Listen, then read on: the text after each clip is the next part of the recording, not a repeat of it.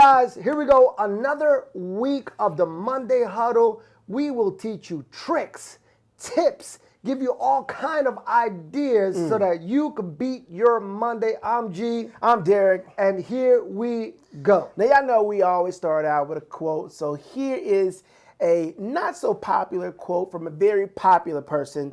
And today it says, you cannot use up creativity.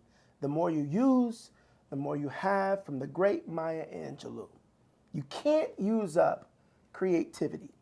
The more you use, the more you have. G, what do you think about that? You know, I started doing a little bit of martial arts here recently. Again, it's been a minute, and so man, I don't know if you could tell, but I got some bruises on my face. My nose hurts. My pinky toe is black and blue. but so every day that I go, they teach us a just a practical move, right? They teach us something that either you can break out of or hold or arm bar or choke, right? And then we choose a partner and then they call it rolling, right? And so it's nothing more than sparring. Okay. So this is what I've learned. I've been gassed, Derek Sire. You have a middle name? Dwayne. I got to call you by your government name because that's what I'm feeling right now. Derek Dwayne Sire. Yeah. I've been gassed, but I've learned this in that in sparring, you never, ever, ever reach a peak in sparring. Because the more you do it, the stronger you become and the faster. The same thing with boxing. Boxing, like sparring, shadow boxing, is one of the things that you never reach a peak at. Yeah. Because you always become faster and you always become stronger. And I think that that's the same with you just mentioning that quote today. Yeah, and I think to use the same analogy, like when you go in and you are learning these things, it's like there's a unlimited amount of learning that you can do because I've never done martial arts consistently. I kind of dabbled in and out, but what I like is to see people that are able to take something that they learned a really long time ago and combine it with something that they just learned last week. And it's this combination of like, how do you get in and out, make them think you're doing one thing, but you actually set them up for another. And that's one of the things that I love about people that can take something really plain, put it together with other plain things, and be creative. I know you have women in your life, Mom, you got folks in your life who love to cook. And what I like seeing is when people take things from different places and put them all together and they make this meal. And I'm like, how in the world did you put that chicken bouillon with that rice and them peas and that carrots and this meat and that sweet and that sugar and that savory and you cooked that for 5 hours, but you flash fried this for 5 minutes? Like, it's the concept of taking these things that we probably see as pretty plain and pretty ordinary, and we combine them and mix them and match them with creativity. And then the more we cook, the more we roll, the more we do those normal things, we can become more creative the more we do it. You know, as you're talking, I'm being reminded of things that I've kind of put on the shelf, and just mentally, right? Speeches that I've given, messages that I've shared, ideas that I've had. And often, like when I'm looking to do something new, I'll bump into an old file, and I'm like, man, that was great. Like I forgot about that. You know, just some program, like when we did some time ago. Do you remember when we did Getting It Together? Yeah. Right. That was so good. And I think that through life we get new ideas, and then you bump into something that's old. And you're like, man, I got to put that back on the stove. Yeah. We got to move that up to the front. We can't let that simmer in the back. Yeah. And so what I think that we can do is, we've been talking about how do we get over this Monday? How do we come to the Monday huddle? How do we get together with our ideas, our thoughts, and then how can we address Monday? Maybe we start out by addressing Monday every single way for 4 or 5 months. But I know if you're anything like me, sometimes when I go to different places and I give the same message and I play the same games, I do the same things, it may be new to them, but I get a little bored sometimes.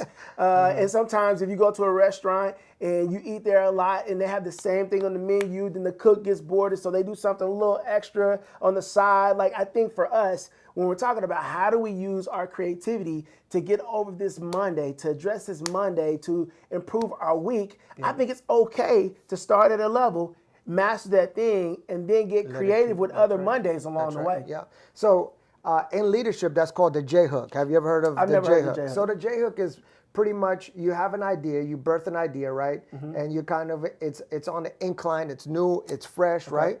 Now, if you don't rebirth an idea so that you could continue to incline, eventually you get to a plateau. Okay. And then if you plateau for too long, you then begin to decline and it becomes a chaotic spiral downward. Yeah. There always has to be a reinventing. There always has to be, there's got to be a J-hook, right? You've been doing this for a long time and you're climbing and all of a sudden you do get bored. It becomes monotonous. It becomes like, where from here? What's next? Yeah. If you don't get around people that will help you J-hook so that you can continue to climb, eventually you'll plateau. Tell me of a time that you've plateaued in your life. Absolutely. So I know for me, being in the speaking and training profession, oftentimes we have a list of things that we do really, really well. And when you do one thing really well, people see you do that thing. They tell people about the thing you do really well, and then those people want you to come and do that thing really well for them. Well, if you do this for any period of time, then you end up doing that thing 5, 10, 15, 20 times. And while it's successful and people enjoy it, for me personally, it feels like, it may not be out to the world, but it feels like a plateau. And I get that itch. And I know for me, when I plateau in my content, when I plateau in the way that I connect with people, then I get bored. But it's not the boredom necessarily, it's when I begin to disengage. So I begin to not see the value in what I do, who I am, what I present, what I bring. And so then I stop pouring as much energy or attention into it. So for me, whenever I do the same content over and over and over again, I almost feel like this plateau. Now, what I've heard, and G just confirmed this, I heard a guy say that when you plateau and the world continues to grow, you actually go down. Oh man, yeah. When you plateau and the world continues to grow, you're actually going down. That's right. So while it may feel like you're staying the same and you're doing the same thing every single day and you're like, I'm not getting worse, but I'm not getting better. Actually, the world is moving around you. Everyone is getting better around you. So in actuality, in comparison, you're actually going down. That's right. So for me, it's so important that even though I know that the world hasn't read my books and the world hasn't heard me speak, and there are people in my city who don't even know who I am, I have to make sure, one, that I don't get bored in the details. And then if I feel like I'm getting bored and I'm plateauing, then I got to find a J-hook to come back around. That's right. I got to get around people. That's right. I got to find a new show. I got to find a new podcast. I got to reinvigorate myself and find ways to tap back into the thing that made me love what I do initially. Yeah, you know, I'm not a good manager. And I feel like plateau is like management, right? I'm not a good manager. I kind of get to a place where I start managing, and if I'm managing the same thing, it's just kind of like I'm just holding it together. Oh, you mean managing yourself? Managing myself, tasks. managing a program, managing an organization. Like if there's not something that's just kind of, so this is what I've come across. We're gonna learn this together. This is good. Okay. Right? So this is what I've been working on with myself. Right? IQ. Okay. EQ. Okay. SQ. Okay. AQ. Okay. All right, you ready? I'm ready. Intelligent quotient, or quotient intelligent quotient, right? Emotional quotient, guessed that one. right? Social I guessed that one. quotient, and adaptable I did not guess that one. quotient. Okay. So depending on the information that you have, right? If you are at a place where you're just managing and you don't know new information to get to the next level, what does that do? That begins to affect your emotional quotient, right? And so if you have a bad attitude, if you're stuck, if you're at a place where, you know, you're not being creative, you're just at the same place, at the same level, eventually that begins to affect your social quotient, right? Yeah.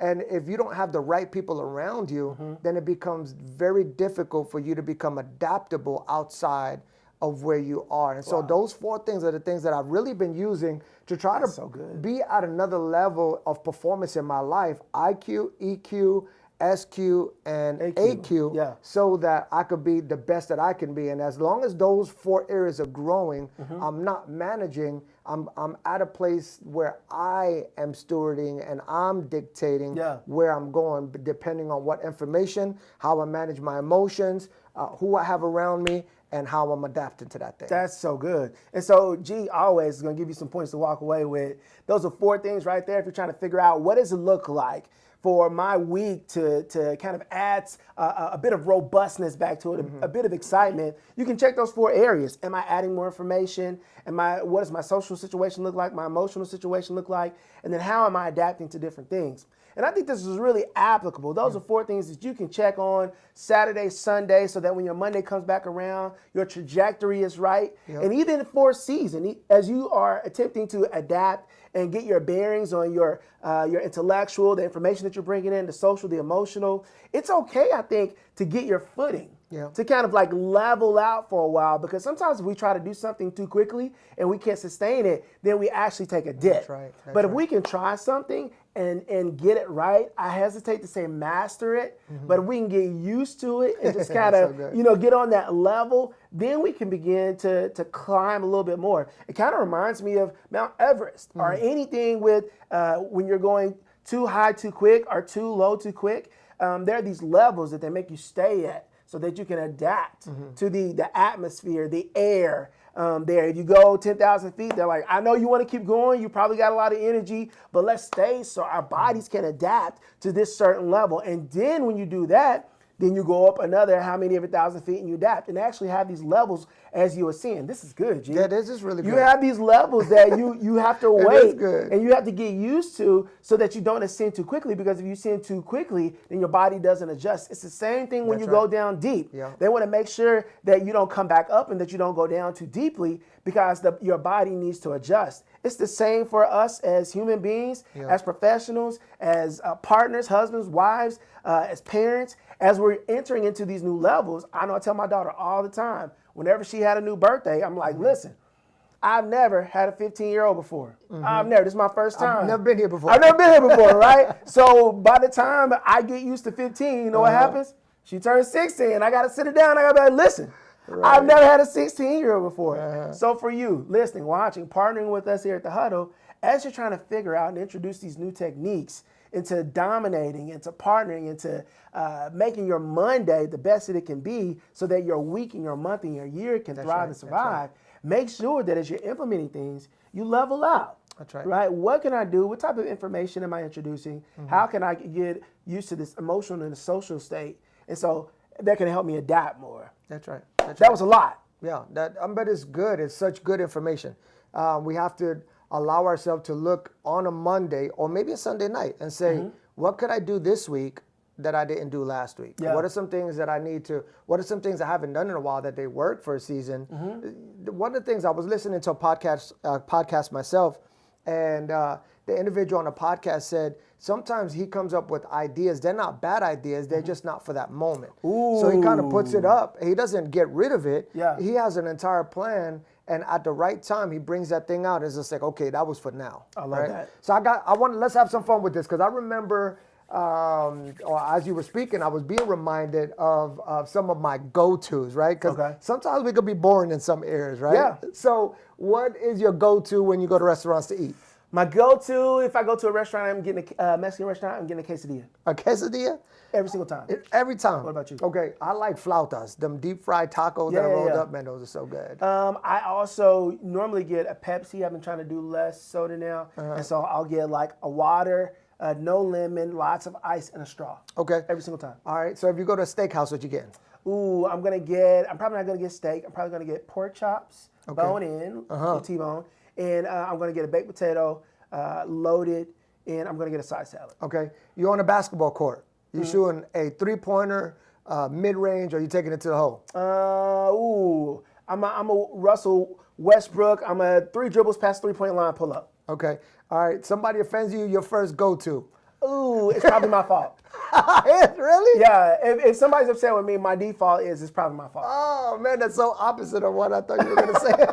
It's probably my fault. My bad. I'm sorry. What did I do? Oh, that's so good. All right. Well, that's good. Okay. Well, let's go. Let's go, G. Okay. You are getting ready to get dressed to preach on a Sunday morning. You open your closet door. What's your go-to? Oh, man. I have this denim jean jacket that I love. My wife tells me to take it off every time. Oh, no. Okay, you wake up, you hit the alarm. What's the first thing you do? I do pray. That's the first thing I do. I pray and I Really? thank God for letting me have another day. Let's see. Let's see. The kids come and they ask you for some money. What's your first response? No. He said no. Let's see. You get to the airport. What's the first thing you do when you get past TSA? I go to the bathroom. Really? Yeah. If you're running late for a meeting, you're in your car, and traffic is backed up, do you stay on or do you exit and try to find another route? I get off and go local. Go local. Yeah. Try to zigzag. Let's see. Last one. Let's see. Valentine's Day is on a Wednesday. Do you celebrate on the weekend or on the actual day? On the weekend. On the weekend, before or after? After. Okay. Depending on what's going on. My wife and I, little secret, my wife and I never celebrate on the day of anything. Really? Yeah. Are you trying to like spend less money or stay No, away from just the crowds, get away from the or- crowds. It's Yeah. the people. Yeah. So, it's spring break. We always go the week before, the week after spring break. Yeah. Mother's Day, Father's Day, we get some meat from the store, just throw it on the grill. Yeah. We're not gonna be around all them folks and all those. Well, lines. you all are probably serving on Mother's Day and Father's Day as well. Those traditionally fall on Sundays. Yeah, but we let people go do their thing. Yeah. Yeah, because folks are gonna go anyway. We hold them back, and so we just let them be family. All right, so I got one more question for you. Okay, let's go. All right, what is something that you do all the time that you wish you didn't? Snooze. Snooze? I hit the snooze button.